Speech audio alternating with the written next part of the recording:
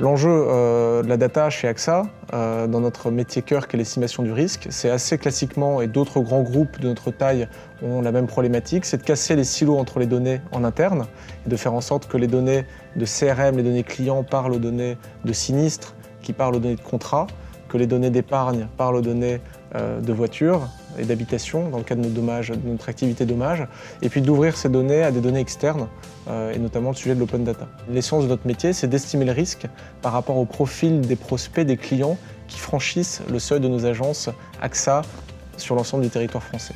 Et donc d'une certaine manière, la donnée en tant que telle n'est pas un nouveau phénomène pour nous en tant qu'assureurs. Ce qui change radicalement, c'est l'explosion d'un nouveau type de données, notamment les données digitales, et la nécessité, dans le modèle multi-accès qu'on construit, de relations clients, de mieux connaître le client.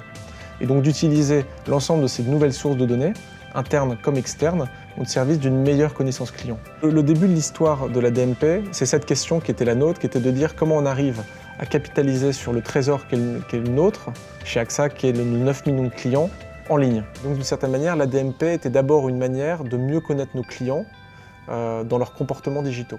Le second axe, évidemment, de la DMP, c'était l'axe de l'acquisition de prospects.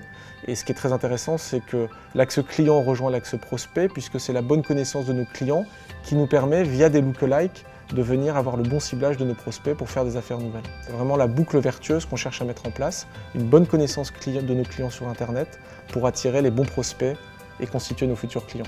La première, c'est l'indépendance de Weborama par rapport aux autres grandes régies publicitaires. Je n'ai pas besoin de les évoquer, vous les connaissez, Facebook, Google, etc.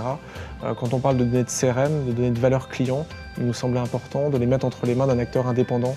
C'est la présence de la base de données Weborama qui pour nous était un élément essentiel, puisqu'on ne pouvait pas se reposer pour être efficace avec le DMP que sur nos propres données.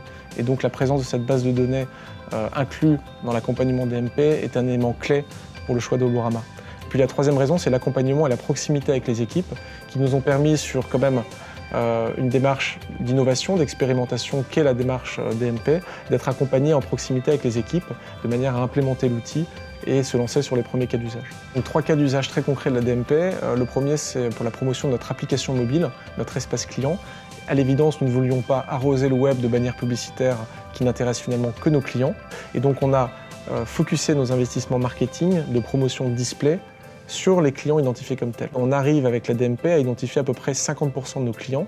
Et donc pour 50% de nos clients AXA, eh bien, on a été en capacité de faire la promotion de notre application mobile Mon AXA sur l'ensemble des sites web et sur l'ensemble de l'inventaire disponible. Le second cas d'usage, il est très ambitieux.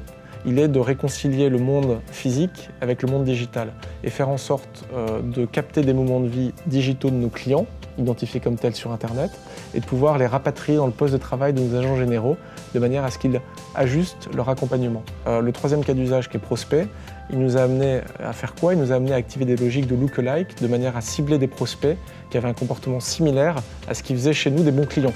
Et donc l'observation des bons clients a nourri le ciblage des prospects dans un second temps. Et ça a permis d'attirer en effet des bons prospects puisque le taux de conversion de nos campagnes publicitaires sur ces populations ciblées en lookalike a été amélioré par 4 dans le temps de la campagne, ce qui est vraiment positif.